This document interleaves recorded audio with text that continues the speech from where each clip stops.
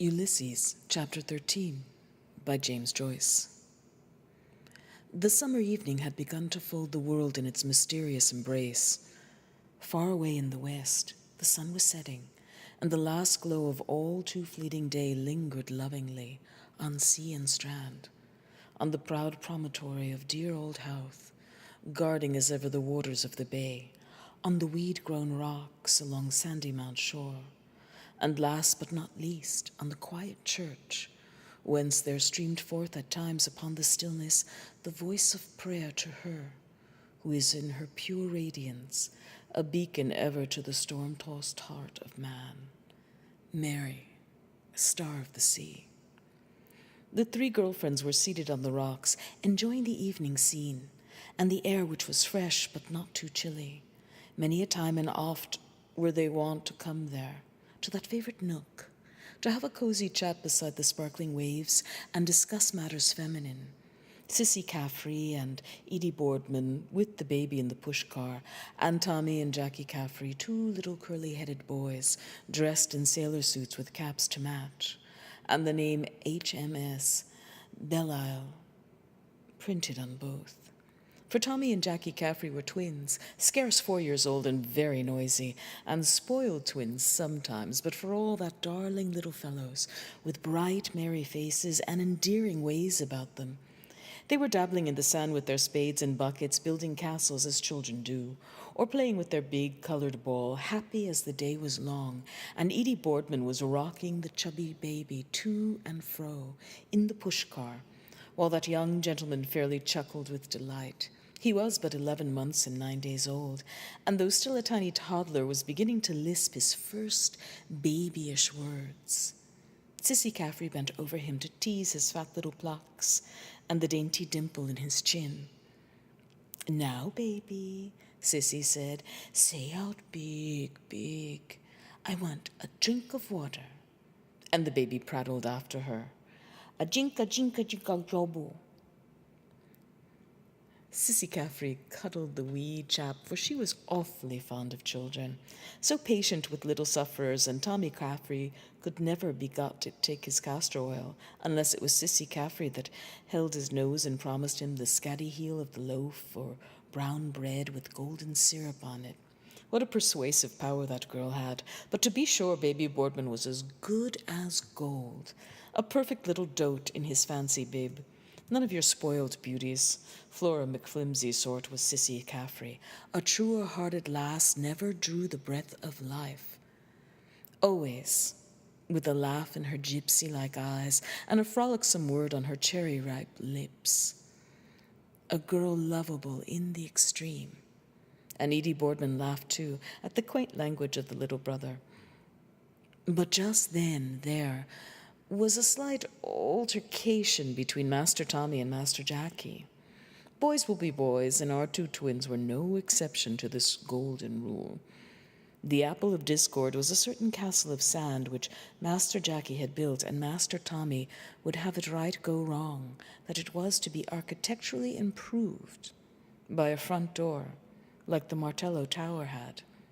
But if Master Tommy was headstrong, Master Jackie was self-willed too, and true to the maxim that every little Irishman's house is his castle, he fell upon his hated rival, and to such purpose that the would-be assailant came to grief, and alas to relate, the coveted castle too. Needless to say, the cries of discomfited Master Tommy drew the attention of the girlfriends. "Come here, Tommy," his sister called imperatively, "at once. And you, Jackie, for shame to throw poor Tommy in the dirty sand. Wait till I catch you for that." His eyes misty with unshed tears, Master Tommy came at her call, for their big sister's word was law with the twins. And in a sad plight he was too after his misadventure. His little man-o'-war top and unmentionables were full of sand, but Sissy was a past mistress in the art of smoothing over life's tiny troubles, and very quickly not one speck of sand was to be seen on his smart little suit. Still, the blue eyes were glistening with hot tears that his would well up, so she kissed away the hurtness and shook her hand at Master Jackie, the culprit, and said if she was near him, she wouldn't be far from him, her eyes dancing in admonition. "Nasty, bold Jackie," she cried. She put an arm around the little mariner and coaxed winningly. "What's your name? Butter and cream?" "Tell us, who is your sweetheart?" spoke Edie Boardman. "Is Sissy your sweetheart?" "No," tearful Tommy said. "Is Edie Boardman your sweetheart?" Sissy queried. "No," Tommy said. "I know," Edie Boardman said none too amiably with an arch glance from her short-sighted eyes. "I know who Tommy's sweetheart is. Gertie is Tommy's sweetheart." "No," Tommy said on the verge of tears. Sissy's quick mother wit guessed what was amiss, and she whispered to Edie Boardman to take him there behind the push-car where the gentleman couldn't see, and to mind he didn't wet his new-tan shoes. But who was Gertie? Gertie McDowell, who was seated near her companions, lost in thought, gazing far away into the distance, was, in very truth, as fair a specimen of winsome Irish girlhood as one could wish to see. She was pronounced beautiful by all who knew her, though, as folks often said, she was more a Giltrap than a McDowell. Her figure was slight and graceful, inclining even to fragility, but those iron jelloids she had been taking off of late had done her a world of good, much better than the widow Welch's female pills, and she was much better of those discharges she used to get, and that tired feeling. The waxen pallor of her face was almost spiritual in its ivory-like purity, though her rosebud mouth was a genuine Cupid's bow, Greekly perfect. Her hands were finely veined alabaster, with tapering fingers and as white as lemon juice, and queen of ointments could make them, though it was not true that she used to wear kid gloves in bed or take a milk foot bath either. Bertha Supple told that once to Edie Boardman a deliberate lie, when she was black out at daggers drawn with Gertie. The girl chums had, of course, their little tiffs from time to time, like the rest of mortals. And she told her not to let on whatever she did that it was her that told her, or she'd never speak to her again. No, honor where honor is due. There was an innate refinement, a languid, queenly hauteur about Gertie, which was unmistakably evidenced in her delicate hands and high-arched instep. Had kind fate but willed her to be born a gentlewoman of high degree in her own right, and had she only received the benefit of a good education, Gertie McDowell might easily have held her own beside any lady in the land, and have seen herself exquisitely gowned with jewels on her brow and patrician suitors at her feet vying with one another to pay their devours to her. Mayhap it was this, the love that might have been, that lent to her softly featured face at whiles a look, tense with suppressed meaning, that imparted a strange yearning tendency to the beautiful eyes, a charm few could resist. Why have women such eyes of witchery? Gertie's were of the bluest Irish blue, set off by lustrous lashes and dark expressive brows. Time was when those brows were not so silkily seductive. It was Madame Vera Verity, directress of the Woman Beautiful page of the Princess Novelette, who had first advised her to try eyebrow line, which gave that haunting expression to the eyes, so becoming in leaders of fashion, and she had never regretted it. There was blushing scientifically cured, and how to be tall, increase your height, and you have a beautiful face, but your nose? That would suit Mrs. Dignam, because she had a button one, but Gertie's crowning glory was her wealth of wonderful hair. It was dark brown with a natural wave in it.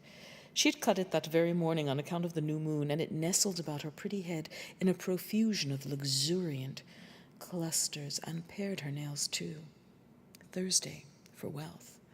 And just now, at Edie's words, as a telltale flush, delicate as the faintest rose bloom, crept in her cheeks, she looked so lovely in her sweet, girlish shyness that of a surety God's fair land of Ireland did not hold her equal.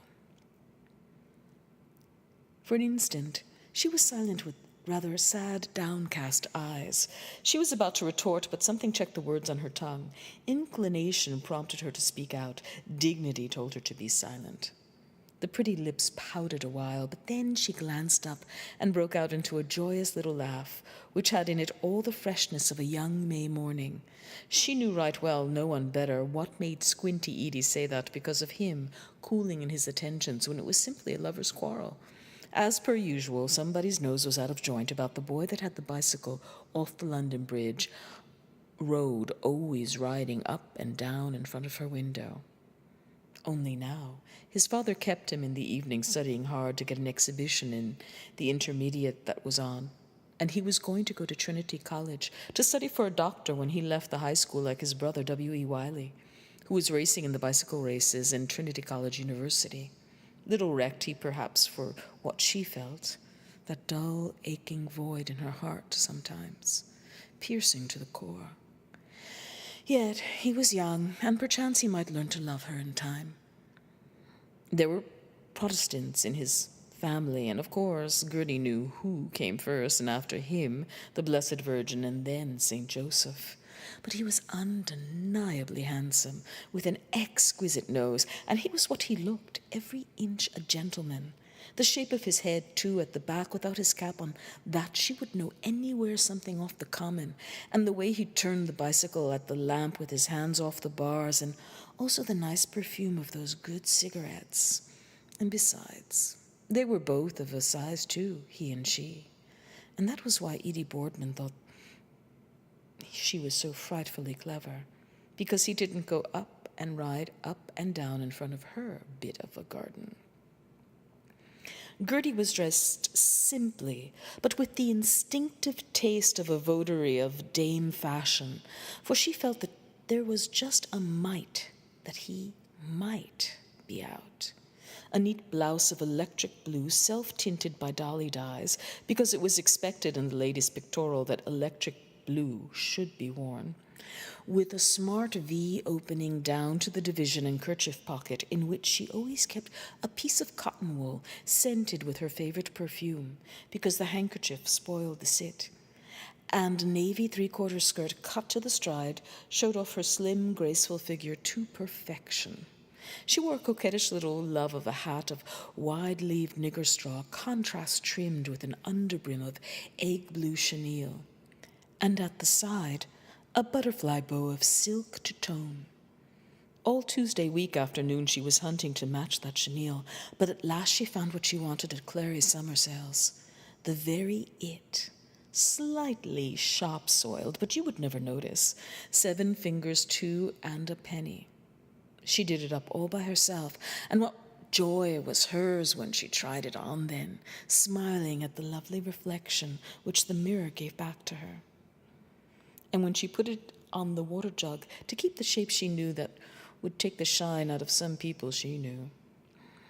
Her shoes were the newest thing in footwear. Edie Boardman prided herself that she was very petite, but that she never had a foot like Gertie McDowell, a 5, and never would ash, oak, or elm, with patent toe caps and just one smart buckle over her high-arched instep.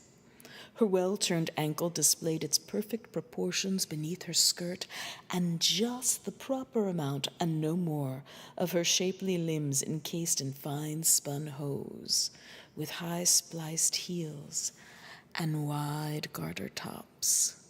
As for undies, they were Gertie's chief care, and who that knows the fluttering hopes and fears of sweet 17, though Gertie would never see 17 again, can find it in his heart to blame her.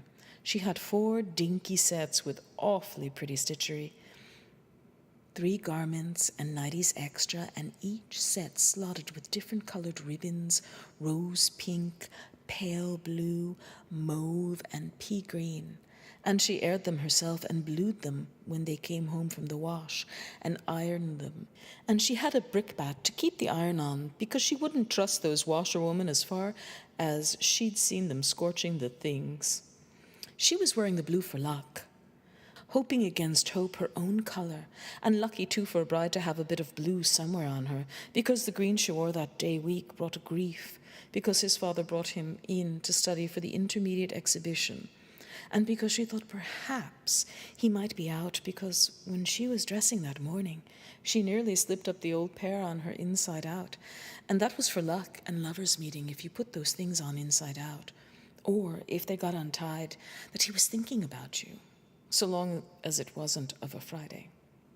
And yet, that strained look on her face, a gnawing sorrow is there all the time. Her very soul is in her eyes, and she would give worlds to be in the privacy of her own familiar chamber, where, giving way to tears, she could have a good cry and relieve her pent-up feelings, though not too much, because she knew how to cry nicely before the mirror. "You are lovely, Gertie," it said. "The paly light of evening falls upon a face infinitely sad and wistful." Gertie MacDowell yearns in vain. Yes, she had known from the very first that her daydream of a marriage has been arranged, and the wedding bells ringing for Mrs. Reggie Wiley, TCD, because the one who married the elder brother would be Mrs. Wiley. And in the fashionable intelligence, Mrs. Gertrude Wiley was wearing a sumptuous confection of grey, trimmed with expensive blue fox was not to be. He was too young to understand. He would not believe in love, a woman's birthright. The night of the party, long before in stores, he was still in short trousers when they were alone, and he stole an arm around her waist. She went white to the very lips. He called her little one in a strangely husky voice, and snatched a half-kiss, the first. But it was only the end of her nose, and then he hastened from the room with a remark about refreshments. Impetuous fellow. Strength of character had never been Reggie Wiley's strong point, and he would woo and win Gertie MacDowell, must be a man among men. But waiting, always waiting to be asked, and it was leap year too, and would soon be over. No Prince Charming is her beau ideal to lay a rare and wondrous love at her feet, but rather a manly man with a strong, quiet face, who had not found his ideal, perhaps his hair slightly flecked with grey, and who would understand, take her in his sheltering arms, strain her to him in all the strength of his deep, passionate nature, and comfort her with a long, long kiss. It would be like heaven. For such a one she yearns this balmy summer eve. With all the heart of her she longs to be his only, his affianced bride, for riches, for poor, in sickness and health, till death us do part. From this to this day forward. And while Edie Boardman was with little Tommy behind the pushcar, she was thinking, would the day ever come when she could call herself his little wife-to-be? Then they could talk about her till they went blue in the face. Bertha Supple, too, and Edie, little Spitfire, because she would be 22 in November. She would care for him with creature comforts, too, for Gertie was a womanly wise, and knew that a mere man liked that feeling of hominess, her griddle cakes done to a golden brown hue, and Queen Anne's pudding of delightful creaminess had won the golden opinions from all, because she had a lucky hand, also for lighting a fire, dredge in the fine self-raising flour, and always stir in the same direction. Then cream the milk and sugar and whisk well the white of the eggs, though she didn't like the eating part when there were many people. That made her shy, and often she wondered why you couldn't eat something poetical like violets or roses. And they would have a beautifully appointed drawing room with pictures and engravings and the photographs of Grandpapa Giltrap's lovely dog Gary Owen that almost talked, it was so human, and chintz covers for the chairs, and that silver toast rack in Clary's. Summer jumble sales like they have in rich houses. He would be tall, with broad shoulders. She had always admired tall men for a husband. With glistening white teeth under his carefully trimmed, sweeping mustache, and they would go on the continent for their honeymoon, 3 wonderful weeks. And then, when they settled down in a nice, snug and cozy little homely house, every morning they would both have brekkie, simple but perfectly served, for their own 2 selves, and before he went out to business he would give his dear little wifey a good hearty hug and gaze for a moment down deep into her eyes. Edie Boardman asked Tommy Caffrey was he done. He said yes, so she buttoned up his little knickerbockers for him and told him to run off and play with Jackie, and to be good now and not to fight. But Tommy said he wanted the ball, and Edie told him that no, that Baby was playing with the ball, and if he took it, there'd be wigs on the green. But Tommy said it was his ball, and he wanted his ball, and he pranced on the ground, if you please. The temper of him. Oh, he was a man already, was little Tommy Caffrey, since he was out of his pinnies. Edie told him no, and to be off now with him. And she told Sissy Caffrey not to give in to him. "You're not my sister," naughty Tommy said. "It's my ball." But Sissy Caffrey told Baby Boardman to look up high at her finger, and she snatched the ball quickly and threw it along the sand, and Tommy after it in full career, having won the day. "Anything for a quiet life," laughed Sis. And she tickled Tiny Tot's 2 cheeks to make him forget, and played Here's the Lord Mayor, here's his 2 horses, here's his gingerbread carriage, and here he walks in, chin chopper, chin chopper, chin chopper, chin. But Edie got as cross as 2 sticks about him getting his own way like that, from everyone always petting him. "I'd like to give him something," she said. "So I would, where I won't say." "On the B.O.T. Tom," laughed Sissy merrily. Gertie McDowell bent down her head and crimsoned at the idea of Sissy saying an unladylike thing like that out loud. She'd be ashamed of her life to say, flushing a deep rosy red. And Edie Boardman said she was sure the gentleman opposite heard what she said, but not a pin cared Sis. "Let him," she said with a pert toss of her head and a piquant tilt of her nose. "Give it to him, too, on the same place, as quick as I'd look at him." Madcap Sis with her gollywog curls. You had to laugh at her sometimes. For instance, when she asked you, would you have some more Chinese tea and raspberry ram? And when she drew the jugs too, and the men's faces on her nails with red ink make you split your sides, or when she wanted to go where she said she wanted to run and pay a visit to the Miss White. That was just like Sissykums. Oh, and will you ever forget her the evening she dressed up in her father's suit and hat and the burned cork mustache and walked down Tritonville Road smoking a cigarette? There was none to come up to her for fun, but she was sincerity itself, one of the bravest and truest hearts heaven ever made, not one of your two-faced things, too sweet to be wholesome. And then there came out upon the air the sound of voices and the pealing anthem of the organ. It was the men's temperance retreat, conducted by the missioner, the Reverend John Hughes, S.J., rosary, sermon, and benediction of the most blessed sacrament. They were there gathered together without distinction of social class, and a most edifying spectacle it was to see.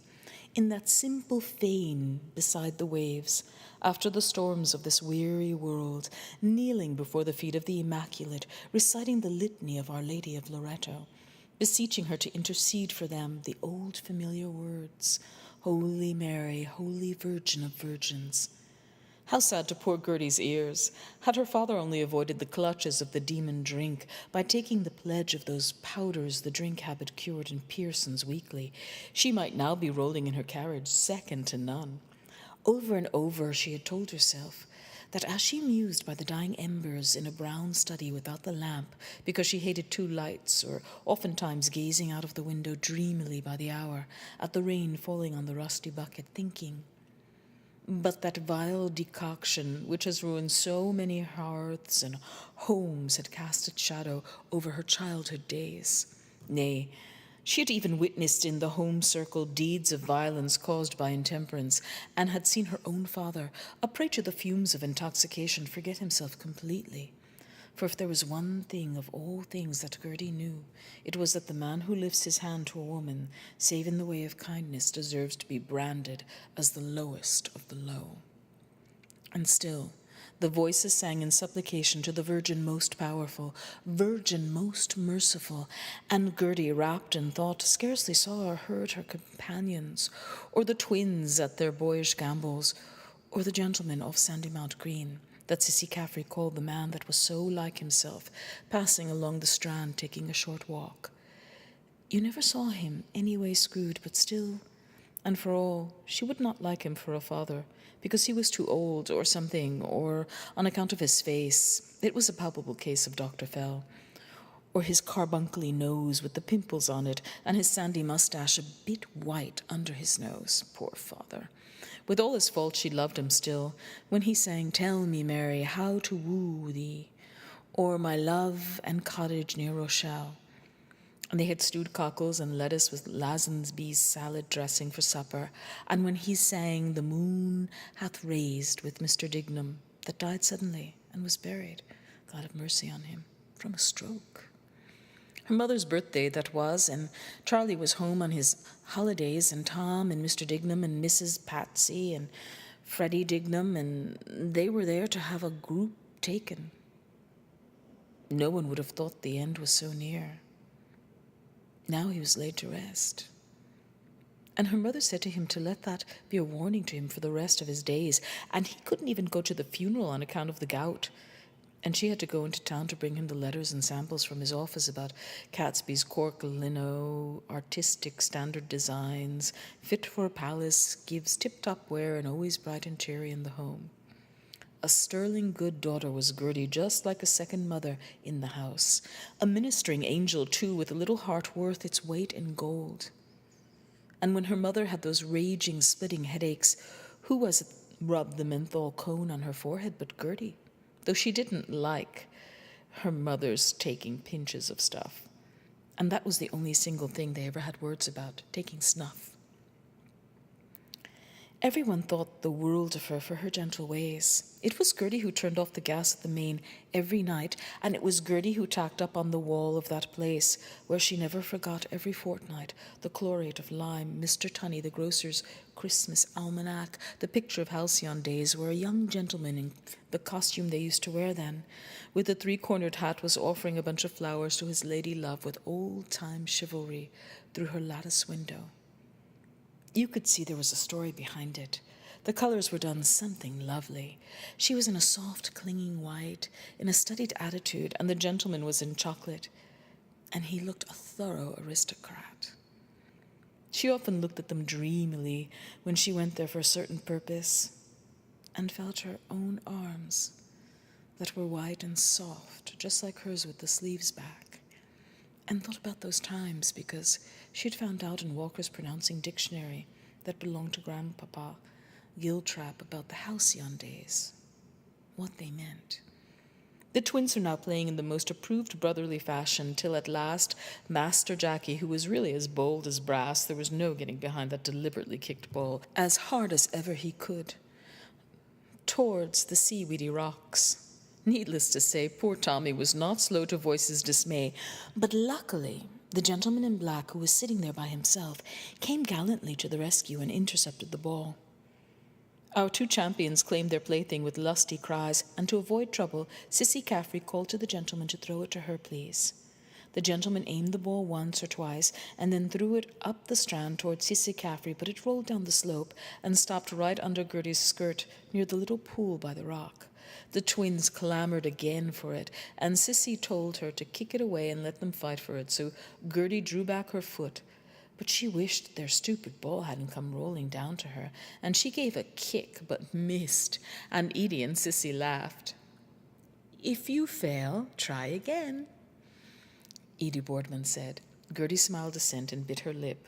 A delicate pink crept in her pretty cheek, but she was determined to let them see, so she just lifted her skirt a little, but just enough, and took good aim and gave the ball a jolly good kick, and it went ever so far, and the two twins after it down towards the shingle.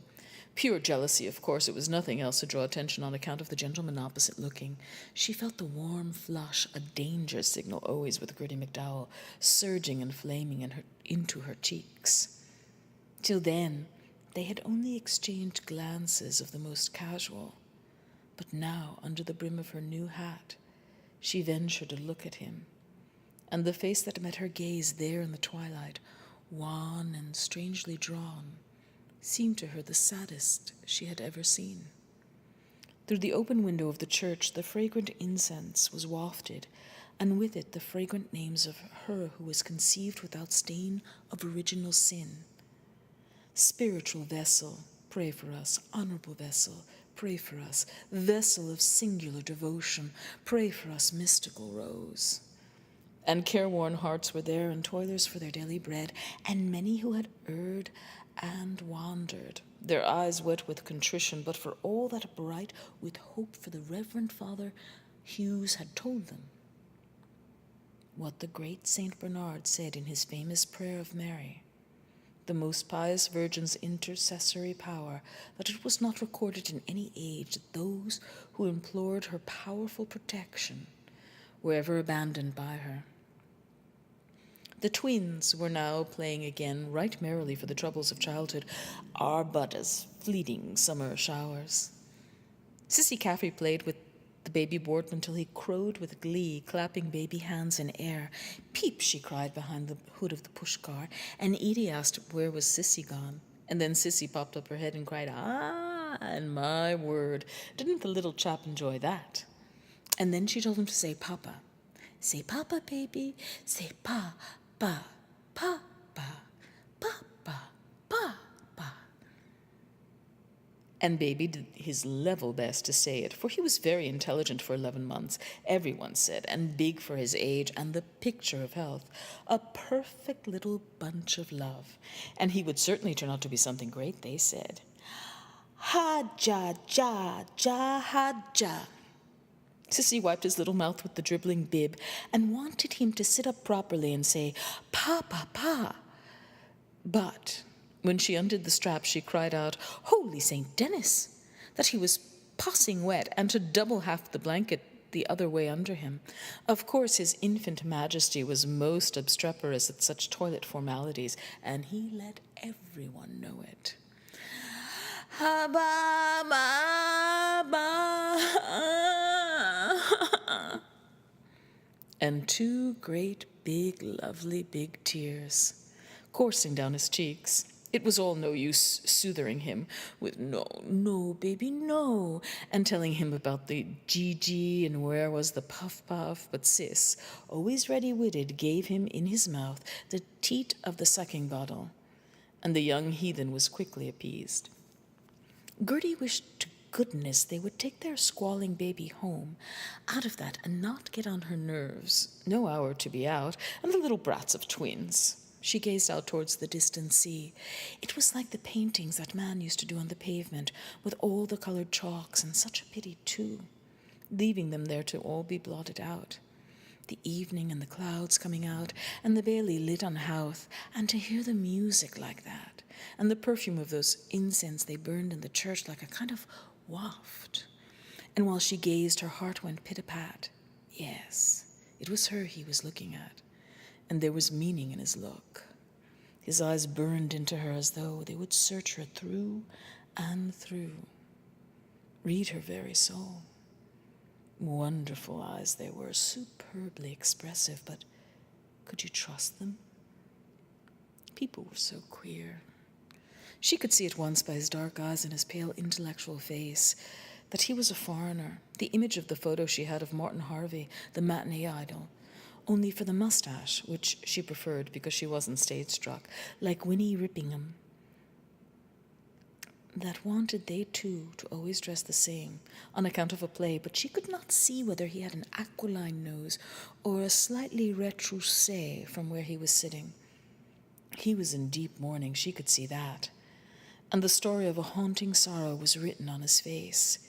She would have given worlds to know what it was.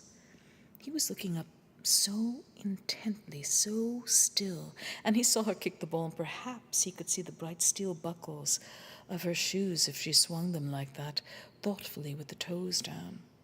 She was glad that something told her to put on the transparent stockings, thinking Reggie Wiley might be out, but that was far away. Here was that of which she so often dreamed. It was he who mattered, and there was joy on her face, because she wanted him, because she felt instinctively that he was like no one else. The very heart of the girl-woman went out to him, her dream husband, because she knew on the instant it was him. If he had suffered, more sinned against than sinning, or even if he had been himself a sinner, a wicked man, she cared not. Even if he was a Protestant or Methodist, she could convert him easily if he truly loved her. There were wounds that wanted healing with heart balm. She was a womanly woman, not like other flighty girls, unfeminine he had known, those cyclists showing off what they hadn't got, and she just yearned to know all, to forgive all, if she could make him fall in love with her, make him forget the memory of the past. Then mayhap he would embrace her, gently, like a real man, crushing her soft body to him and love her, his own girlie, for herself alone. Refuge of sinners, comfortress of the afflicted, ora pro nobis. Well, has it been said that whosoever prays to her with faith and constancy can never be lost or cast away? And fitly is she too a haven of refuge for the afflicted because of the 7 dolors which transpierced her own heart. Gertie could picture the whole scene in the church. The stained glass windows lighted up, the candles, the flowers, and the blue banners of the Blessed Virgin Sodality, and Father Conroy was helping Canon O'Hanlon at the altar, carrying things in and out with his eyes cast down. He looked almost a saint, and his confession box was so quiet and clean and dark, and his hands were just like white wax, and if she ever became a Dominican nun in their white habit, perhaps he might come to the convent for the novena of St. Dominic. He told her that time when she told him about that in confession, crimsoning up to the roots of her hair for fear he could see, not to be troubled because that was only the voice of nature, and we were all subject to nature's laws, he said, in this life, and that there was no sin, because that came from the nature of woman, instituted by God, he said, and that our Blessed Lady herself said to the Archangel Gabriel, "Be it done unto me according to thy word." He was so kind and holy, and often she thought she could work a ruched tea cozy with embroidered floral design for him as a present, or a clock. But they had a clock, she noticed, on the mantelpiece, white and gold with a canary bird that came out of a little house to tell the time the day she went there, about the flowers for the 40 hours adoration, because it was hard to know what sort of present to give, or perhaps an album of illuminated views of Dublin or someplace. The exasperating little brats of twins began to quarrel again, and Jackie threw the ball out towards the sea, and they both ran after it. Little monkeys, common as ditch water. Someone ought to take them and give them a good hiding for themselves, to keep them in their places, the both of them. And Sissy and Edie shouted after them to come back, because they were afraid the tide might come in on them and be drowned. "Jackie, Tommy!" Not they. What a great notion they had. So Sissy said it was the very last time she'd ever bring them out. She jumped up and called them, and she ran down the slope past him, tossing her hair behind her, which had a good enough colour if there had been more of it.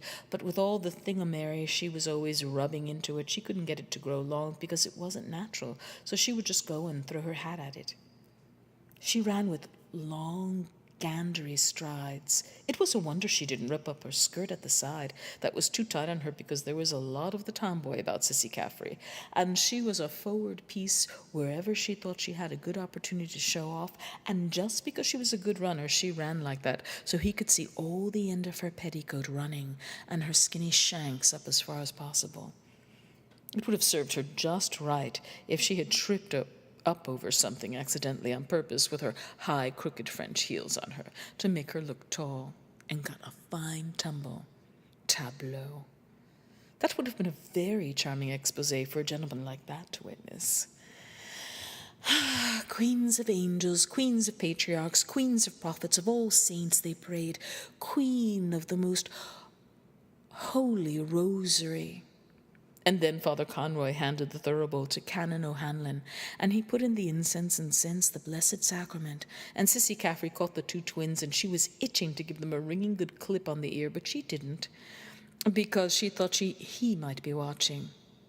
But she never made a bigger mistake in all her life, because Gertie could see without looking that he never took his eyes off of her, And then Canon O'Hanlon handed the thurible back to Father Conroy and knelt down looking up at the Blessed Sacrament. And the choir began to sing Tantum Ergo, and she just swung her foot in and out in time as the music rose and fell to the Tantum Ergo Sacramentum. 3.11 she paid for those stockings and sparrows of George's Street on Tuesday. No, the Monday before Easter. And there wasn't a barack on them, and that was what he was looking at, transparent, and not at her insignificant ones that had neither shape nor form. The cheek of her, because he had eyes in his head to see the difference for himself. Sissy came up along the Strand with the two twins and their ball, with her hat anyhow on her, to one side after she run, and she did look a streel, tugging the two kids along with the flimsy blouse she bought only a fortnight before, like a rag on her back, and a bit of her petticoat hanging like a caricature. Gertie took off her hat for a moment to settle her hair, and a daintier head of nut-brown tresses was never seen on a girl's shoulders. A radiant little vision, in sooth, almost maddening in its sweetness. You would have to travel many a long mile before you found a head of hair the like of that. She could almost see the swift answering flash of admiration in his eyes that set her tingling in every nerve. She put on her hat so that she could see from underneath the brim, and swung her buckled shoe faster, for her breath caught as she saw the expression in his eyes. He was eyeing her as a snake eyes its prey. Her woman's instinct told her that she had raised the devil in him, and at the thought a burning scarlet swept from throat to brow till the lovely color of her face became a glorious rose. Edie Boardman was noticing it too, because she was squinting at Gertie, half smiling, with her specs like an old maid pretending to nurse the baby. Irritable little gnat she was, and always would be, and that was why no one could get on with her poking her nose into what was no concern of hers. And she said to Gertie, "A penny for your thoughts." "What?" replied Gertie, with a smile reinforced by the whitest of teeth. "I was only wondering, was it late?" Because she wished to goodness they'd take the snotty-nosed twins and their babby home to the mischief out of that, so that was why she just gave a gentle hint about its being late. And when Sissy came up, Edie asked her the time, and Miss Sissy, as glib as you like, said it was 1/2 kissing time to kiss again. But Edie wanted to know because they were told to be in early. "Wait," said Sissy, "I'll run ask my Uncle Peter over there what's the time by his conundrum." So over she went, and when he saw her coming, she could see him take his hand out of his pocket, getting nervous, and beginning to play with his watch chain, looking up at the church. Passionate nature though he was, Gertie could see that he had enormous control over himself. One moment he had been there fascinated by a loveliness that made him gaze, and the next moment it was the quiet, grave-faced gentleman, self-control expressed in every line of his distinguished-looking figure. Sissy said to excuse her, and would he mind please telling her what was the right time, and Gertie could see him taking out his watch, listening to it, and looking up and clearing his throat, and he said he was very, very sorry. His watch was stopped, but he thought it must be after 8 because the sun was set. His voice had a cultured ring in it, and though he spoke in measured accents, there was a suspicion of a quiver in the mellow tones. Sissy said thanks and came back with her tongue out and said Uncle said his waterworks were out of order. Then they sang the second verse of the Tantum Ergo, and Canon O'Hanlon got up again and sensed the Blessed Sacrament, and knelt down and told Father Conroy that one of the candles was just about going to set fire to the flowers, and Father Conroy got up and settled it all right, and she could see the gentleman winding his watch and listening to the works, and she swung her leg more in and out in time. It was getting darker, but he could see, and he was looking all the time that he was winding the watch or whatever he was doing to it, and then he put it back and put his hands back into his pockets. She felt a kind of sensation rushing all over her, and she knew by the feel of her scalp and that irritation against her stays that the thing must be coming on, because the last time, too, was when she clipped her hair on account of the moon. His dark eyes fixed themselves on her again, drinking in her every contour, literally worshipping at her shrine. If there was undisguised admiration in a man's passionate gaze, it was there plain to be seen on that man's face. "It's for you, Gertrude McDowell, and you know it." Edie began to get ready to go, and it was high time for her, and Gertie noticed that little hint she gave had the desired effect, because it was a long way along the Strand to where there was the place to push up the pushcar, and Sissy took off the twins' caps and tidied their hair to make herself attractive, of course, and Canon O'Hanlon stood up with his coat poking up at his neck, and Father Conroy handed him the card to read off, and he read out, "Panem decolo praesis tisti eis."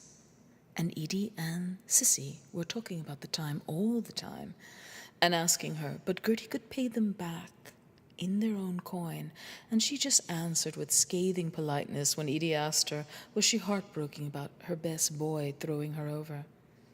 Gertie winced sharply. A brief, cold blaze shone from her eyes that spoke volumes of scorn, immeasurable. It hurt. Oh, yes. It cut deep because Edie had her own quiet way of saying things like that she knew would wound like the confounded little cat she was. Gertie's lips parted swiftly to frame the word, but she fought back the sob that rose to her throat. So slim, so flawless, so beautifully molded, it seemed one an artist might have dreamed of. She had loved him better than he knew, light-hearted deceiver and fickle like all his sex. He would never understand what it meant to her, and for an instant there was in the blue eyes a quick stinging of tears. Their eyes were probing her mercilessly, but with a brave effort she sparkled back in sympathy as she glanced at her new conquest for them to see. "Oh," responded Gertie, quick as lightning, laughing, and the proud head flashed up, "I can throw my cap at who I like, because it's leap year." Her words rang out crystal clear, more musical than the cooing of the ring-dove, but they cut the silence icily. There was that in her young voice that told that she was not a one to be lightly trifled with. As for Mr. Reggie with his swank and his bit of money, she could just chuck him aside as if he was so much filth, and never again would she cast as much as a second thought on him, and tear his silly postcard into a dozen pieces. And if ever after he dared to presume, she would give him one look of measured scorn that would make him shrivel up on the spot. Miss Puny little Edie's countenance fell to no slight extent, and Gertie could see by her looking as black as thunder that she was simply in a towering rage, though she hid it, the little kinat, because that shaft had struck home for her petty jealousy, and they both knew that she was something aloof, apart in another sphere, that she was not of them, and never would be, and there was somebody else too that knew it and saw it, so they could put up that in their pipe and smoke it. Edie straightened up baby Boardman to get ready to go, and Sissy tucked in the ball and the spades and the buckets, and it was high time too, because the Sandman was on his way for Master Boardman Jr. And Sissy told them too that Billy Winks was coming, and the baby was to go dee-daw, and the baby looked so just too ducky, laughing up out of his gleeful eyes, and Sissy poked him like that out of fun in his wee fat tummy, and baby, without as much as a by your leave, sent up his compliments to all and sundry on to his brand new dribbling bib. "Oh my, puddeny pie," protested Sis. "He has his bib destroyed." The slight contretemps claimed her attention, but in two twos she set that little matter to rights. Gertie stifled a smothered exclamation and gave a nervous cough, and Edie asked what, and she was just going to tell her to catch it while it was flying, but she was ever ladylike in her deportment, so she simply passed it off with a consummate tact by saying that was the benediction, because just then the bell rang out from the steeple over the quiet seashore, because Canon O'Hanlon was up on the altar with the veil that Father Conroy put round his shoulders, giving the benediction with the Blessed Sacrament in his hands. How moving the scene there in the gathering twilight, the last glimpse of Erin, the touching chime of those evening bells, and at the same time a bat flew forth from the ivied belfry, through the dusk, hither, thither, with a tiny lost cry. And she could see far away the lights of the lighthouses, so picturesque. She would have loved to do with a box of paints, because it was easier than to make a man, and soon the lamplighter would be going his rounds past the Presbyterian church grounds and along by shady Tritonville Avenue, where the couples walked, and lighting the lamp near her window, where Reggie Wiley used to turn his freewheel, like she read in that book The Lamplighter by Miss Cummins, author of Mabel Vaughan and other tales. For Gertie had her dreams that no one knew of. She loved to read poetry, and when she got a keepsake from Bertha Supple of that lovely confession album with the coral pink cover to write her thoughts in, she laid it in the drawer of her table, which, though it did not err on the side of luxury, was scrupulously neat and clean. It was there she kept her girlish treasure trove, the tortoiseshell combs, her Child of Mary badge, the white rose scent, the eyebrow line, her alabaster pouncet box, and the ribbons to change when her things came home from the wash. And there were some beautiful thoughts written in it in violet ink that she bought in Helly's of Dame Street, for she felt that she too could write poetry if she could only express herself, like that poem that appealed to her so deeply that she had copied out of the newspaper she found one evening round the pot herbs. Art Thou Real, My Ideal? It was called by Louis J. Walsh. Magara felt. And after there was something about twilight, wilt thou ever? And oft-times the beauty of poetry, so sad in its transient loveliness, had misted her eyes with silent tears, for she felt that the years were slipping by for her, one by one.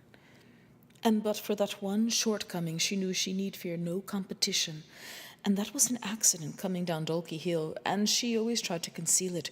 But it must end, she felt. If she saw that magic lure in his eye, there would be no holding back for her. Love laughs at locksmiths. She would make the great sacrifice. Her every effort would be to share his thoughts. Dearer than the whole world would she be to him, and gild his days with happiness.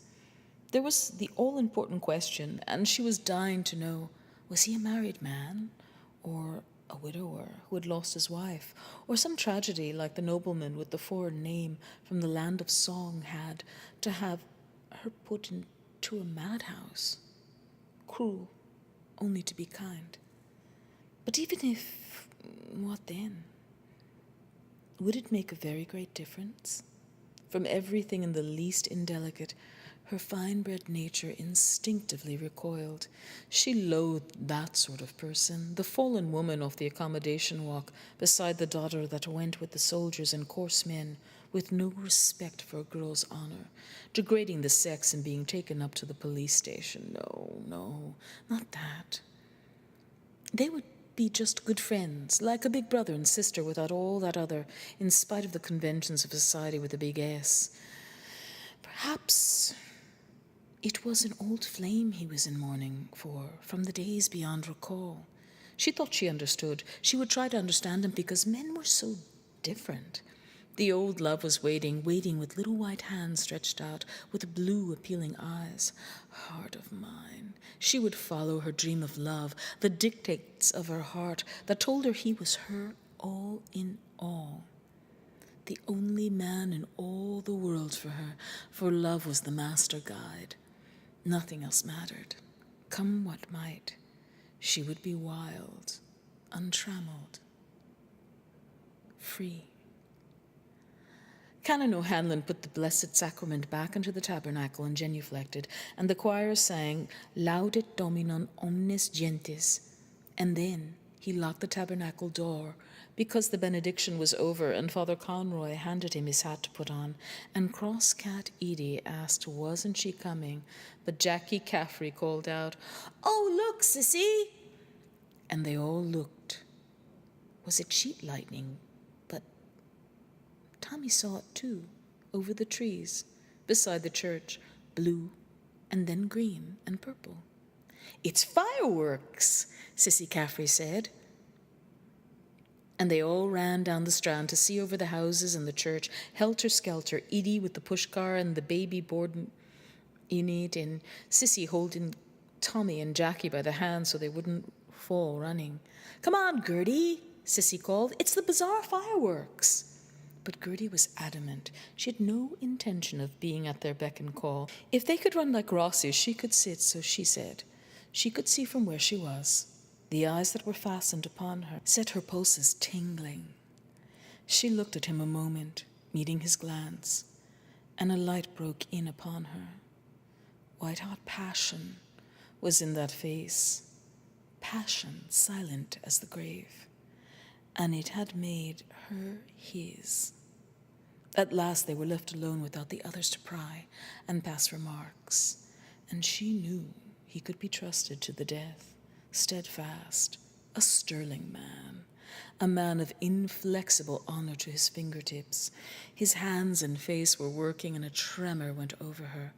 She leaned back far to look up where the fireworks were, and she caught her knee in her hand so as not to fall back, looking up, and there was no one to see, only him and her, when she revealed all her graceful, beautifully shaped legs like that, supply, soft, and delicately rounded, and she seemed to hear the panting of his heart, his hoarse breathing, because she knew too about the passion of men like that, hot-blooded, because Bertha Supple told her once in dead secret and made her swear she'd never about the gentleman lodger that was staying with them, out of the congested districts board that had pictures cut out of papers of those skirt dancers and high kickers, and she said he used to do something not very nice that you could imagine sometimes in bed.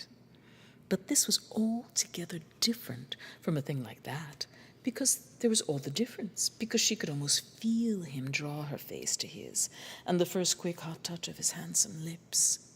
Besides, there was absolution so long as you didn't do the other thing before being married.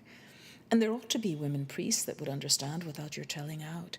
And Sissy Caffrey, too, sometimes had that kind of dreamy look in her eyes, so that she, too, my dear, and Winnie Rippingham, so mad about actors' photographs, and besides, it was on account of that other thing coming on the way it did. And Jackie Caffrey shouted to look, and there was another, and she leaned back, and the garters were blue to match on account of the transparent, and they all saw it, and they all shouted to look, look, there it was, and she leaned back ever so far to see the fireworks, and something queer was flying back through the air. A soft thing, to and fro, dark. And she saw a long Roman candle going up over the trees, up, and in the tense hush, they were all breathless with excitement as it went higher and higher. And she had to lean back more and more to look up after it, high, high, almost out of sight, and her face was suffused with a divine, an entrancing blush, from straining back, and he could see her other things too.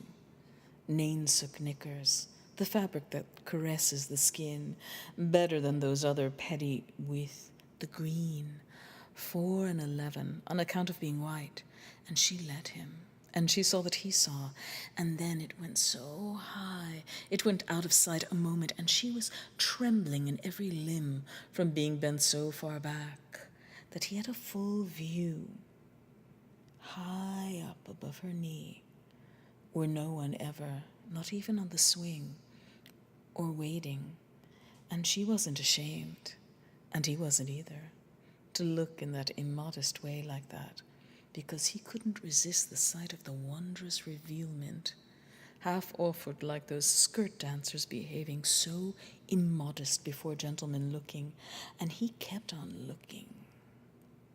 looking. She would fain have cried to him chokingly, held out her snowy, slender arms to him to come, to feel his lips laid on her white brow. The cry of a young girl's love, a little strangled cry, wrung from her, that cry that has rung through the ages. And then a rocket sprang and bang shot blind blank, and oh, then the Roman candle burst, and it was like a sigh of oh, and everyone cried oh, oh, in raptures, and it gushed out in a stream of rain, gold hair threads, and they shed, and they were all greeny, dewy stars, falling with golden, oh, so lovely. Oh, soft, sweet, soft. Then all melted away dewily in the grey air. All was silent. She glanced at him as she bent forward quickly, a pathetic little glance of piteous protest, of shy reproach under which he colored like a girl. He was leaning back against the rock behind. Leopold Bloom, for it is he, stands silent, with bowed head before those young, guileless eyes. What a brute he had been! At it again, a fair, unsullied soul had called to him, and wretch that he was, how had he answered? An utter cad he had been, he of all men. But there was an infinite store of mercy in those eyes. For him, too, a word of pardon, even though he had erred and sinned and wandered. Should a girl tell? No. 1,000 times no. That was their secret, only theirs, alone in the hiding twilight, and there was none to know or tell save the little bat that flew so softly through the evening, to and fro, and little bats don't tell. Sissy Caffrey whistled, imitating the boys in the football field to show what a great person she was, and then she cried, "Gertie, Gertie, we're going, come on! We can see from farther up." Gertie had an idea. One of Love's little ruses. She slipped a hand into her kerchief pocket and took out the wadding and waved in reply, of course without letting him, and then slipped it back. Wonder if he's too far to... She rose. Was it goodbye? No. She had to go, but they would meet again, there, and she would dream of that till then, tomorrow, of her dream of yester eve. She drew herself up to her full height. Their souls met in a last lingering glance, and the eyes that reached her heart, full of a strange shining, hung enraptured on her sweet flower-like face. She half smiled at him wanly, a sweet forgiving smile, a smile that verged on tears. And then they parted. Slowly, without looking back, she went down the uneven strand to Sissy, to Edie, to Jackie and Tommy Caffrey, to little baby Boardman. It was darker now, and there were stones and bits of wood on the strand and slippy seaweed. She walked with a certain quiet dignity characteristic of her, but with care and very slowly. Because Gertie McDowell was... Tight boots? No, she's lame. Oh... Mr. Bloom watched her as she limped away. Poor girl, that's why she's left on the shelf, and the others did a sprint. Thought something was wrong by the cut of her jib. Jilted beauty. A defect is 10 times worse in a woman, but makes them polite. Glad I didn't know it when she was on show. Hot little devil all the same, I wouldn't mind. Curiosity like a nun or a negress or a girl with glasses. That squinty one is delicate. Near her monthlies, I expect. Makes them feel ticklish. I have such a bad headache today. Where did I put the letter? Yes, all right, all kinds of crazy longings. Licking pennies, girl in Tranquilla convent that nun told me liked to smell rock oil. Virgins go mad in the end, I suppose. Sister, how many women in Dublin have it today? Martha. She. Something in the air. That's the moon. But then, why don't all women menstruate at the same time with the same moon, I mean? Depends on the time they were born, I suppose, or all start scratch, then get out of step. Sometimes Molly and Millie together. Anyhow, I got the best of that. Damn glad I didn't do it in the bath this morning over her silly "I will punish you" letter. Made up for that tram driver this morning, that gouger McCoy stopping me to say nothing, and his wife engagement in the country of Elise, voice like a pickaxe.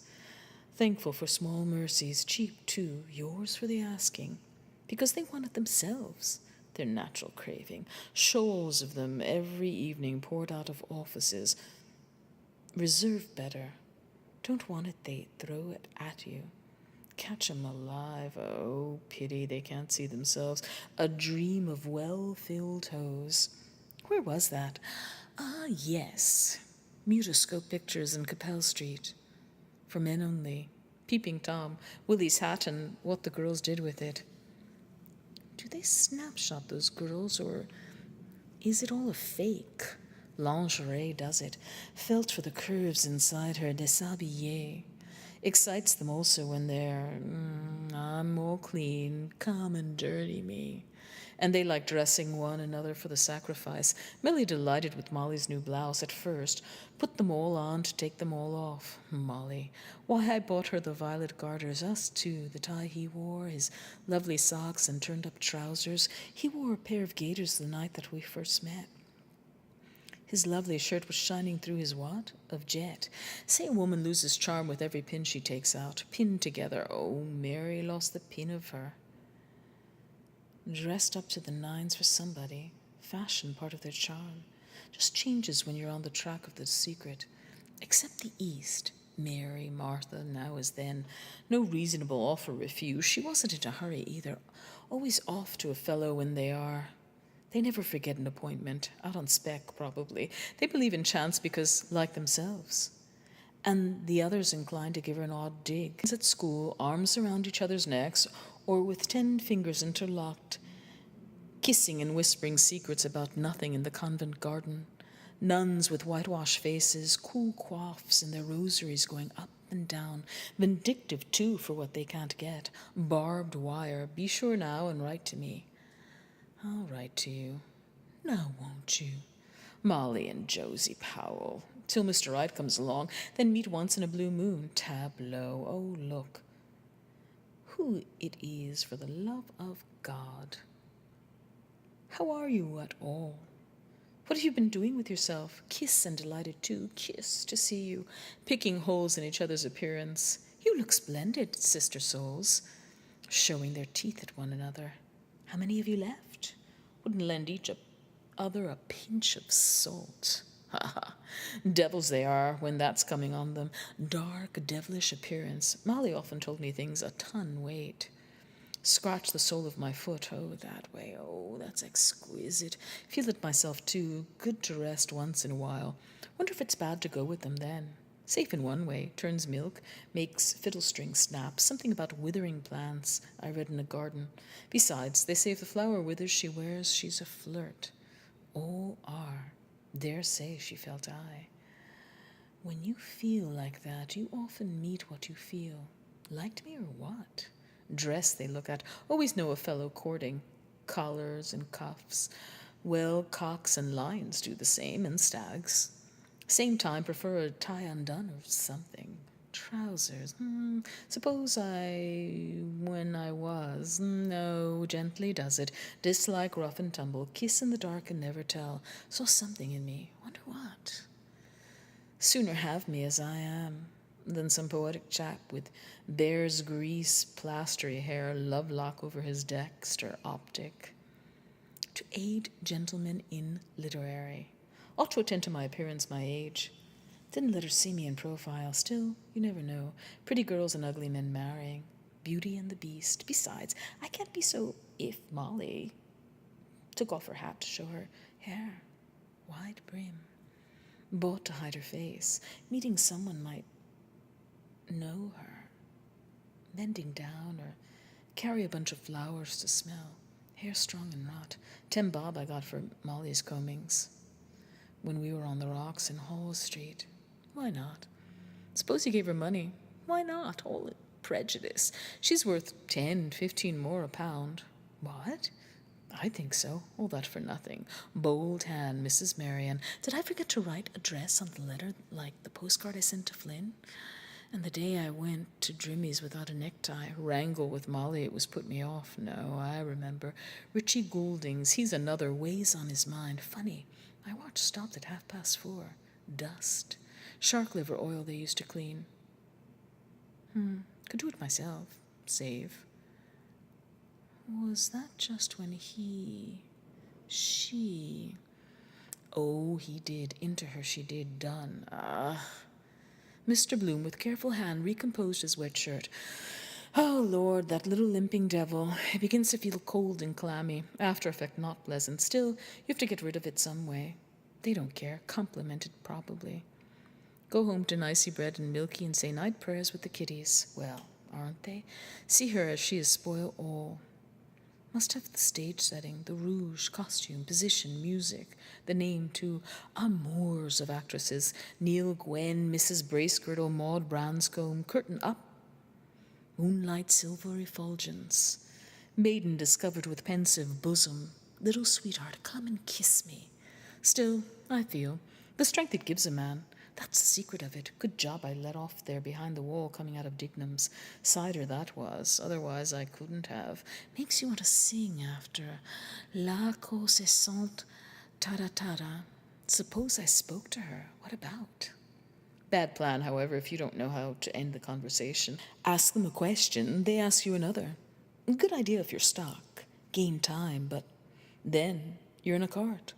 Wonderful, of course, if you say good evening and you see she's on for it. Good evening.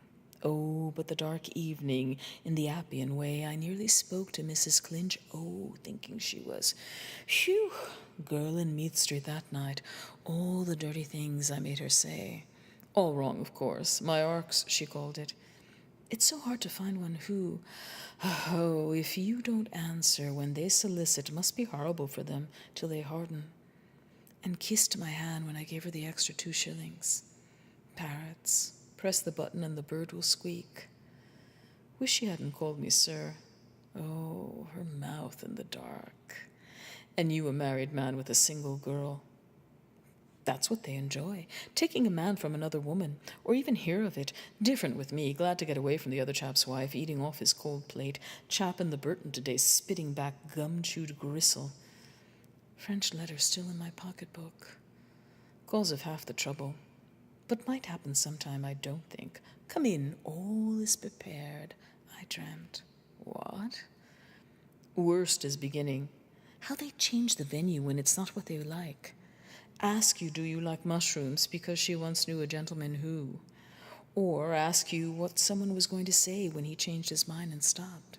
Yet, if I went the whole hog, say, I want to, something like that. Perhaps I did. She too. Offend her. Then make it up. Pretend to want something awfully, then cry off for her sake. Flatters them. She must have been thinking of someone else all the time. What harm? Must, since she came to the use of reason. He, and he. First kiss does the trick, the propitious moment. Something inside them goes pop. Mushy-like. Tell me by their eye on the sly, first thoughts are best. Remember that till their dying day, Molly Lieutenant Mulvey that kissed her under the Moorish wall, beside the gardens. 15, she told me, but her breasts were developed. Fell asleep then, after Glencree dinner. That was when we drove home, Featherbed Mountain, gnashing her teeth in sleep. Lord Mayor had his eye on her too, Val Dillon, apoplectic. There she is with them down there for the fireworks, my fireworks, up like a rocket, down like a stick. And the children, twins they must be, waiting for something to happen. Want to be grown-ups, dressing in mother's clothes, time enough, understand all the ways of the world. And the dark one with the mop head and the nigger mouth. I knew she could whistle, mouth made for that, like Molly. Why, that high-class whore in Jammett's wore her veil only to her nose. Would you mind, please, telling me the right time? I'll tell you the right time up a dark lane. Say prunes and prisms 40 times every morning, cure for fat lips, caressing the little boy, too. Onlookers see most of the game. Of course they understand birds, animals, babies. In their line. Didn't look back when she was going down the Strand. Wouldn't give that satisfaction. Those girls, those lovely seaside girls. Fine eyes she had, clear. In the white of the eye brings out that out, not so much the pupil. Did she know what I? Of course. Like a cat sitting beyond a dog's jump. Women never meet one like that at Wilkins in the high school drawing, a picture of Venus with all his belongings on show. Call that innocence? Poor idiot. His wife has her work cut out for her. Never see them sit on a bench marked wet paint. Eyes all over them. Look under the bed for what's not there. Longing to get the fright of their lives. Sharp as needles they are. When I said to Molly the man at the corner of Cuff Street was good looking, thought she might like, twigged at once he had a false arm. Had too. Where do they get that? Typist going up Roger Green's stairs 2 at a time to show her understandings. Handed down from father to mother to daughter, bred in the bone. Millie, for example, drying her handkerchief on the mirror to save the ironing. Best place for an ad to catch a woman's eye on a mirror. And when I sent her for Molly Paisley's shawl to Prescott's, by the way, that ad I must, carrying home the change in her stocking. Clever little minx. I never told her. Neat way she carries parcels, too. Attract men, small thing like that. Holding up her hand, shaking it to let the blood flow back when it was red. Who did you learn that from? Nobody. Something the nurse taught me. Oh, don't they know? 3 years old she was in front of Molly's dressing table just before we left Lombard Street West. Me have a nice pace. Mullinger, who knows? Ways of the world, young student, straight on her pins anyway, not like the other. Still, she was game. Lord, I am wet. Devil you are, swell of her calf. Transparent stockings, stretched to breaking point, not like that front today, A.E. rumpled stockings, or the one in Grafton Street, white, wow, beef to the heel. A monkey puzzle rocket burst, spluttering and darting crackles. Zrads and zrads, zrads, zrads. And Sissy and Tommy and Jackie ran out to see, and Edie after with the pushcar, and then Gertie beyond the curve of the rocks. Will she? Watch, see. Look round.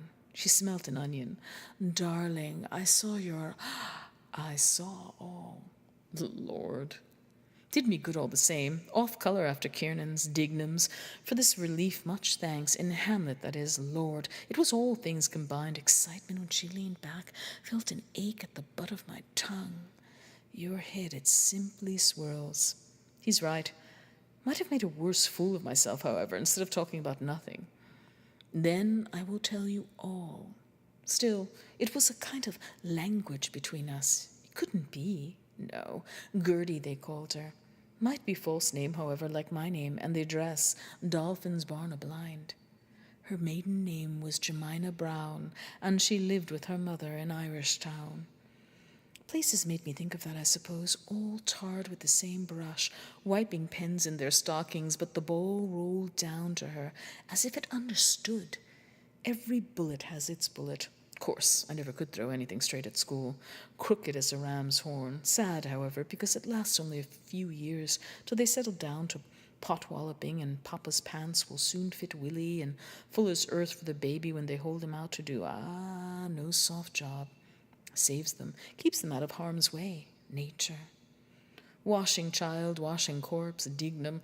Children's hands always round them. Coconut skulls, monkeys, not even closed at first, sour milk in their swaddles and tainted curds. Oughtn't to have given that child an empty tea sock. Fill it up with wind. Mrs. Beaufoy, Purefoy. Must call to the hospital. Wonder, is Nurse Callan still there? She used to look over some nights when Molly was in the coffee place. That young Dr. O'Hare, I noticed her brushing his coat. And Mrs. Breen and Mrs. Dignam once like that, too. Marriageable. Worst of all at night, Mrs. Duggan told me, in the City Arms. Husband rolling in drunk, stink of pub off him like a polecat. Have that in your nose in the dark, whiff of stale booze. Then ask in the morning, was I drunk last night? Bad policy, however, to fault the husband. Chickens come home to roost. They stick by one another like glue. Maybe the woman's fault, too. That's where Molly can knock spots off them. It's the blood of the South. Moorish. Also the form, the figure, hands felt for the opulent. Just compare, for instance, those others. Wife locked up at home, skeleton in the cupboard. Allow me to introduce my... Then they trot you out some kind of a nondescript. Wouldn't know what to call her. Always see a fellow's weak point in his wife. Still, there's destiny in it, falling in love. Have their own secrets between them, chaps that would go to the dogs if some woman didn't take them in hand. Then little chits of girls, height of a shilling in coppers with little hubbies. As God made them, he matched them. Sometimes children turn out well enough. Twice naught makes one, or old rich chap of 70 and blushing bride, marry in May and repent in December. This wet is very unpleasant. Stuck. Well, the foreskin is not back. Better detach. Ow. Other hand, a 6-footer with a wifey up to his watch pocket, long and short of it. Big he and little she. Very strange about my watch. Wristwatches are always going wrong. Wonder, is there any magnetic influence between the person? Because that was about the time yes, I suppose it was. Cat's away, the mice will play. I remember looking in Pill Lane, and also that now is magnetism, back of everything, magnetism. Earth, for instance, pulling this and being pulled, that causes movement and time. Well, that's the time the movement takes. Then if one thing stopped, the whole guess-about would stop bit by bit, because it's all arranged. Magnetic needle tells you what's going on in the sun, the stars, little piece of steel iron. When you hold out the fork, come, tip. Woman and man, that is, fork and steel. Molly, he, dress up and look and suggest and let you see and see more and defy you if you're a man to see that. And, like a sneeze coming, legs, look. And if you have any guts in you, tip. Have to let fly. Wonder how she's feeling in that region. Shame all put on before third person. More put out about a hole in her stocking. Molly, her underjaw stuck out, head back, about the farmer in the riding boots and spurs at the horse show. And when the painters were in Lombard Street West, fine voice that fellow had. How Giulini began. Smell that I did. Like flowers. It was, too. Violets. Came from the turpentine probably in the paint. Make their own use of everything. Same time doing it, scraped her slipper on the floor so they wouldn't hear. Lots of them can't kick the beam, I think. Keep that thing up for hours. Kind of a general all around, all over me, and half down my back. Wait. That's her perfume. Why she waved her hand. I leave you to this, to think of me when I'm far away on the pillow. What is it? Heliotrope? No. Hyacinth? Roses, I think. She'd like scent of that kind. Sweet and cheap, soon sour. Why, Molly likes a Pomponax. Suits her, with a little jessamine mixed. Her high notes and her low notes. At the dance night she met him, dance of the hours. Heat brought it out. She was wearing her black, and it had the perfume of the time before. Good conductor, is it? Or bad? Light, too. Suppose there's some connection. For instance, if you go into a cellar where it's dark. Mysterious thing, too. Why did I smell it only now? Took its time coming like herself, slow but sure. Suppose it's ever so many millions of tiny grains blown across. Yes, it is, because those Spice Islands, Singhalese this morning, smell them leagues off. Tell you what it is. It's like a fine veil or web they have all over the skin. Fine, like, what do you call it? Gossamer. And they're always spinning it out of them. Fine as anything, like rainbow colors without knowing it. Clings to everything she takes off. Vamp of her stockings, warm shoe, stays, drawers, little kick, taking them off. Bye-bye, till next time. Also, the cat likes to sniff in her shift on the bed. Knows her smell in 1,000. Bathwater, too. Reminds me of strawberries and cream. Wonder where it is really. There, or the armpits, or under the neck. Because you get it out of all holes and corners.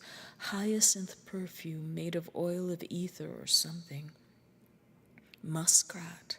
Bag under their tails, 1 grain pour off odor for years. Dogs at each other behind. Good evening. How do you sniff? Very well, thank you. Animals go by that. Yes, now look at it that way. We're the same. Some women, instance, warn you off when they have their period. Come near, then get a hogo you could hang your hat on. Like what?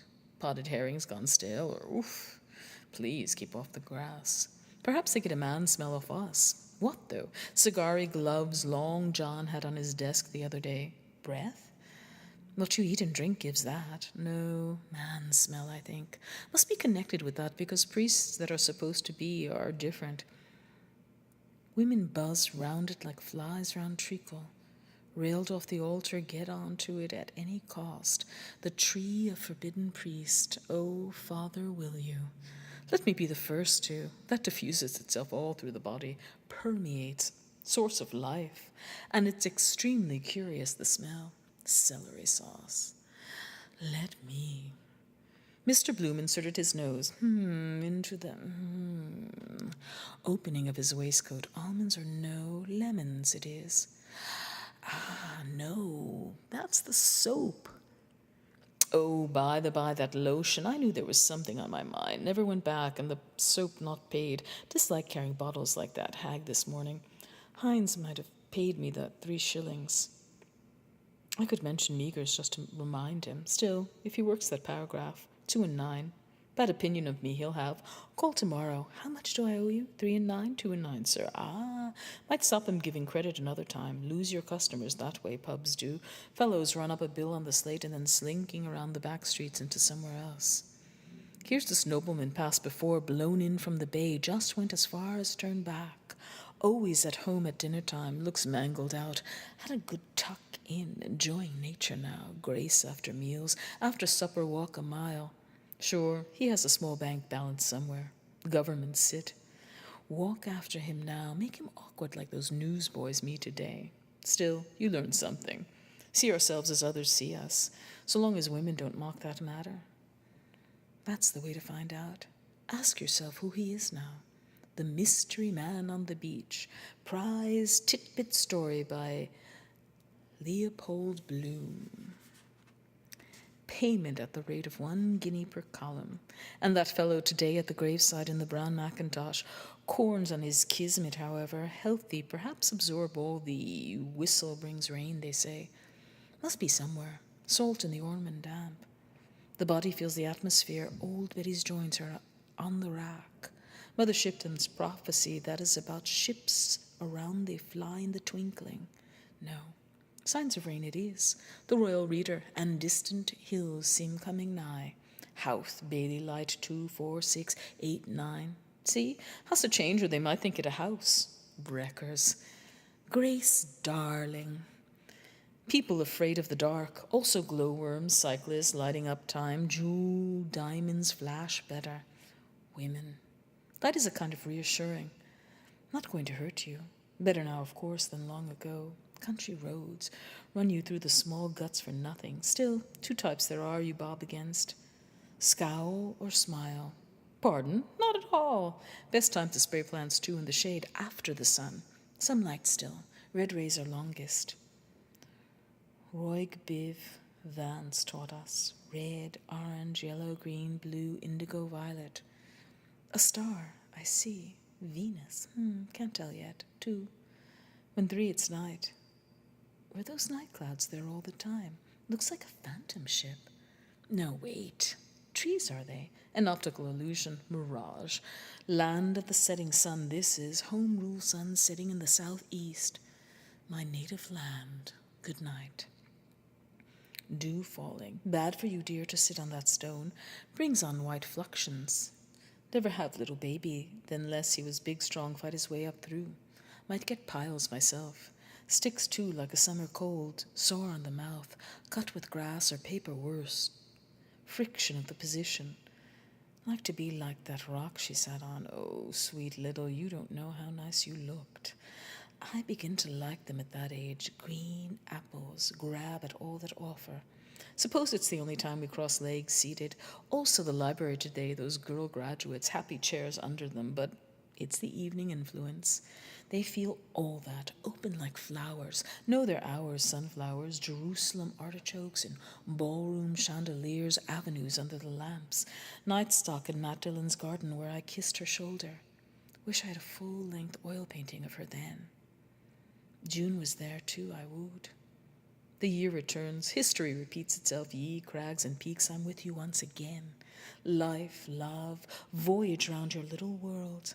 And now, sad about her lame, of course, but must be on your guard not to feel too much pity. They take advantage. All quiet on Howth now, the distant hills seem. Where we, the rhododendrons. I'm a fool, perhaps. He gets the plums and I the plum stones. Where I come in, all that old hill has seen.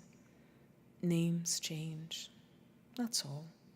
Lovers, yum, yum. Tired I feel now. Will I get up? Oh, wait. Drained all the manhood out of me, little wretch. She kissed me, never again. My youth. Only once it comes, or hers. Take the train there tomorrow. No, returning not the same. Like kids, your second visit to a house. The new I want. Nothing new under the sun. Care of P.O. Dolphin's barn. Are you not happy in your... Naughty darling, a dolphin's barn, charades in Luke Doyle's house, Matt Dillon and his bevy of daughters, Tiny, Addie, Floey, Mamie, Louie, Hetty, Molly too. 87 that was, year before we. And the old major, partial to his drop of spirits, curious, she an only child, I an only child, so it returns. Think you're escaping and run into yourself. Longest way around is the shortest way home. And just when he and she, circus horse walking in a ring, Rip Van Winkle we played, Rip. Tear in Henny Doyle's overcoat, Van, bread van delivering, Winkle, cockles and periwinkles. Then I did Rip Van Winkle coming back. She leaned on the sideboard watching, Moorish eyes, 20 years asleep in Sleepy Hollow. All changed, forgotten. The young are old. His gun rusty from the dew. Bah! What is that flying about? Swallow? Bat, probably. Thinks I'm a tree. So blind. Have birds no smell? Metempsychosis. They believed you could be changed into a tree from grief. Weeping willow. Bah, there he goes. Funny little beggar. Wonder where he lives. Belfry up there, very likely, hanging by his heels in the odor of sanctity. Bell scared him out, I suppose. Mass seems to be over. Could hear them all at it. Pray for us, and pray for us, and pray for us. Good idea, the repetition. Same thing with ads. Buy from us, and buy from us. Yes, there's light in the priest's house, their frugal meal. Remember about the mistake in the valuation when I was in Tom's. 28 it is. 2 houses they have. Gabriel Conroy's brother's a curate. Bah, again. Wonder why they come out at night like mice. They're a mixed breed. Birds are like hopping mice. What frightens them? Light or noise? Better sit still. All instinct, like the bird in drought, got water out of the end of a jar by throwing in pebbles. Like a little man in a cloak he is, with tiny hands, weeny bones. Almost see them shimmering, kind of a bluey white. Colors depend on the light you see. Stare at the sun, for example, like the eagle, then look at a shoe, see a blotch blob yellowish. Wants to stamp his trademark on everything. Instance. That cat this morning on the staircase, color of brown turf. Say you never see them with 3 colors. Not true. That half-tabby white tortoiseshell in the city arms with the letter M on her forehead. Body 50 different colors. Half a while ago amethyst, glass flashing. That's how that wise man, what's his name, with the burning glass. Then the heather goes on fire. Can't be tourists. Matches? What? Perhaps the sticks dry rubbed together in the wind and light. Or broken bottles in the firs act as a burning glass in the sun. Archimedes. I have it. My memory's not so bad. Bah, who knows what they're always flying for? Insects? That bee last week got into the room playing with his shadow on the ceiling. Might be the one bit me. Come back to see. Birds, too. Never find out, or what they say. Like our small talk. And she says and says he, and says she, nerve they have to fly over the ocean and back. Lots must be killed in storms, telegraph wires. A dreadful life sailors have too. Big brutes of ocean-going steamers floundering along in the dark, lowing out like sea cows. Far balach. Out of that, bloody curse to you. Other in vessels. Bit of a handkerchief sail. Pitched about like snuff at a wake when the stormy winds do blow. Married, too, sometimes away for years at the ends of the earth somewhere. No ends, really, because it's round. Wife in every port, they say. She has a good job if she minds it till Johnny comes marching home again, if he ever does, smelling the tail end of ports. How can they like the sea? Yet they do. The anchor's wedged. Off he sails with a scapular or a medal on him for luck. Well... And the tephilim. No, what's this called? They call it poor Papa's father had on his door to touch. That brought us out of the land of Egypt and into the house of bondage. Something in all those superstitions, because when you go out, never know what dangers. Hanging on to a plank or astride of beam for grim life belt round him, gulping salt water, and that's the last of his nibs till the sharks catch hold of him. Do fish ever get seasick? Then you have a beautiful calm without a cloud, smooth sea, placid crew and cargo and smithereens. Davy Jones's locker, moon looking down so peaceful, not my fault, old cockalorum. A last lonely candle wandered up the sky from Myra's Bazaar in search of funds for Mercer's Hospital and broke, drooping, and shed a cluster of violet but one white stars. They floated, fell, they faded. The shepherd's hour, the hour of folding, hour of tryst. From house to house, giving his every welcome double knock, went the 9 o'clock postman, the glowworm's lamp at his belt gleaming here and there through the laurel hedges and among the 5 young trees, a hoisted linstock. Lit the lamp at Leahy's terrace, by screens of lighted windows, by equal gardens a shrill voice went crying, wailing, "Evening Telegraph, stop press edition, result of the Gold Cup races." And from the door of Dignam's house a boy ran out and called. Twittering, the bat flew here, flew there. Far out over the sands the coming surf crept, grey. Houth settled for slumber, tired of long days, of yum-yum rhododendrons. He was old, and felt glad the night breeze lift. Ruffle his fell of ferns. He lay but opened a red eye, unsleeping, deep and slowly breathing, slumberous but awake. And far on Kish Bank the anchored lightship twinkled, winked at Mr. Bloom. Life those chaps out there must have stuck in the same spot. Irish lights board, penance for their sins, coastguards too, rocket and breeches, buoy and lifeboat. Davy went out for the pleasure cruise in the Aaron's King, throwing them the sack of old papers. Bears in the zoo. Filthy trip. Drunkards out to shake up their livers, puking overboard to feed the herrings. Nausea. And the women. Fear of God in their faces. Millie no sign of funk. Her blue scarf loose, laughing. Don't know what death is at that age. And then their stomachs clean, but being lost they fear. When we hid behind the tree at Crumlin, I didn't want to. Mama, mama, babes in the wood, frightening them with masks too, throwing them up in the air to catch them. I'll murder you. Is it only half fun? Or children playing battle, whole earnest. How can people aim guns at each other? Sometimes they go off, poor kids. Only troubles, wildfire and nettle rash. Calomel purge, I got her for that. After getting better sleep with Molly. Very same teeth she has. What do they love? Another themselves? But the morning she chased her with the umbrella, perhaps so as not to hurt, I felt her pulse, ticking. Little hand it was, now big, dear as Popley.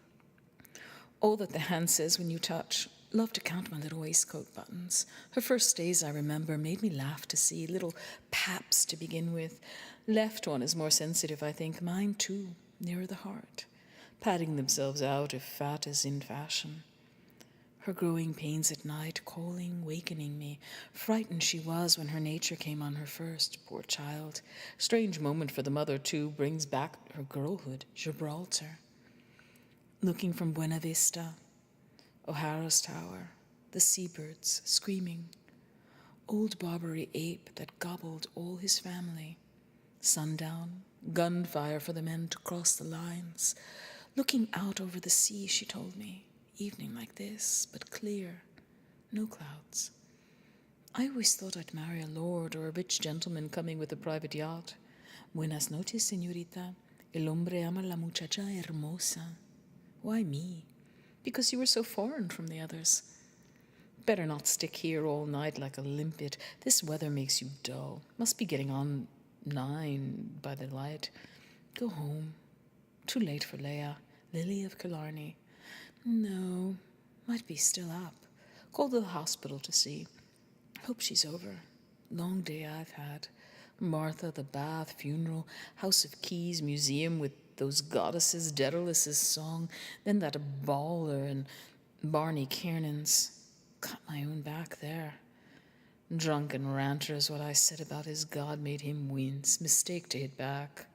Or, no, ought to go home and laugh at themselves. Always want to be swelling in company, afraid to be alone like a child of 2. Suppose he hit me. Look at it other way around. Not so bad then. Perhaps not to hurt, he meant.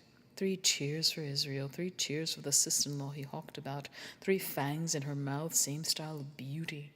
Particularly nice old party for a cup of tea. The sister of the wife of the wild men of Borneo has just come to town. Imagine that in the early morning at close range. Everyone to his taste, as Morris said when he kissed the cow, but Dignam's put the boots on it. Houses of mourning, so depressing, because you never know. Anyhow, she wants the money. Must call to those Scottish widows, as I promised. Strange name. Takes it for granted we're going to pop off first. That widow on Monday, was it, outside Kramer's that looked at me? Buried the poor husband, but progressing favorably on the premium. Her widows might. Well, what do you expect her to do? Must wheedle her way along. Widowers I hate to see. Look so forlorn. Poor old Connor's wife. And 5 children poisoned by mussels here. The sewage. Hopeless. Some good matronly woman in a pork pie hat to mother him. Take him in tow, platter face in a large apron. Ladies' grey flannelette bloomers, 3 shillings a pair. Astonishing bargain. Plain and loved, loved forever, they say. Ugly. No woman thinks she is. Love, lie, and be handsome, for tomorrow we die. See him sometimes walking about trying to find out who played the trick. U-P up. Fate, that is. He, not me. Also a shop often noticed. Curse seems to dog it. Dreamt last night. Wait, something confused. She had red slippers on, Turkish. Wore the breeches. Suppose she does. Would I like her in pajamas? Damned hard to answer. Nanetti's gone. Mailboat. Near Holyhead by now. Must nail that ad of Keys. Work, Hines, and Crawford. Petticoats for Molly. She has something to put in them. What's that? Might be money. Mr. Bloom stooped and turned over a piece of paper on the strand. He brought it near his eyes and peered. Letter? No. Can't read. Better go. Better. I'm tired to move. Page of an old copybook and all those holes and pebbles. Who can count them? Never know what you find. Bottle with story of a treasure in it, thrown from a wreck. Parcels post. Children always want to throw things in the sea. Trust. Bread cast on the waters. What's this? Bit of stick. Oh, exhausted that female has me. Not so young now. Will she come here tomorrow? Wait for her somewhere forever. Must come back. Murderers do. Will I? Mr. Bloom, with his stick, gently vexed the thick sand at his foot. Write a message for her. Might remain, what?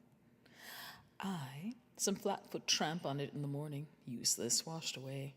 Tide comes here. Saw a pool near her foot. Bend, see my face there.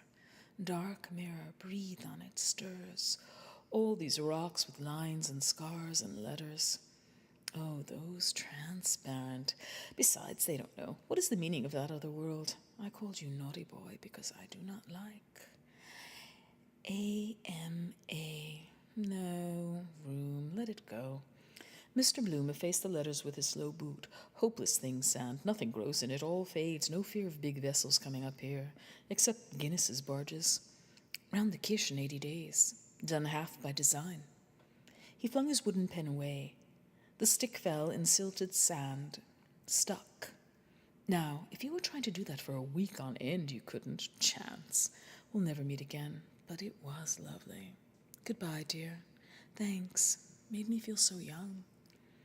Short snooze now if I had. Must be near 9. Liverpool boat long gone. Not even the smoke. And she can do the other. Did too. And Belfast. I won't go. Race there, race back to Ennis. Let him. Just close my eyes a moment. Won't sleep. Half dream. It never comes the same. That again. No harm in him. Just a few. Oh, sweetie, all your little girl white up. I saw dirty brace girdle made me do love sticky. We two naughty grace, darling, she, him, half past the bed. Met him picoses, frillies for Raoul. The perfume your wife, black hair heave under embalm. Senorita. Young eyes, mulvey, plump, bubs, me, bread Van Winkle. Red slippers, she, rusty sleep.